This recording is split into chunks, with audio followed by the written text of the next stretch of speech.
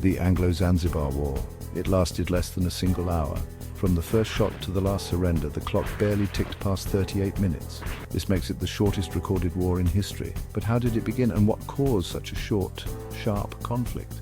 The year was 1896.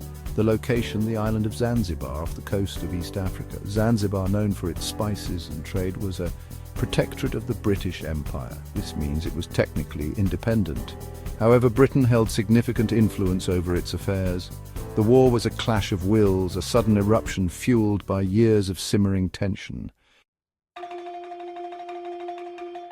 Zanzibar, once a major slave trading centre, had been under British influence for decades.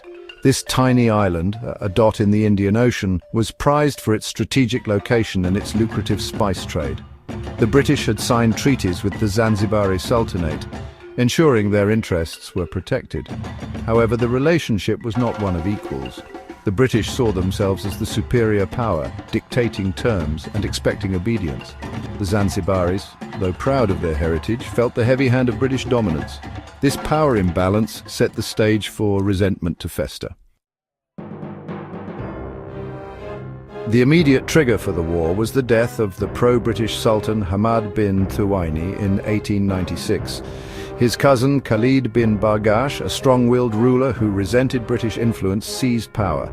This was a direct violation of the existing treaty with Britain, which required their approval for any succession.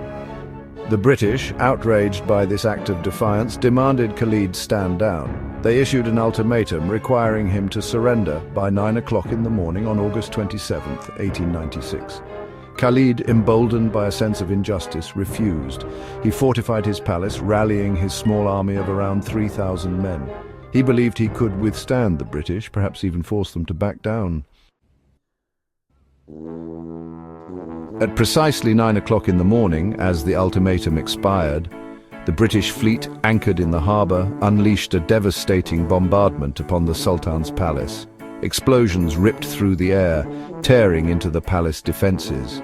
Zanzibar's antiquated cannons were no match for the might of the Royal Navy.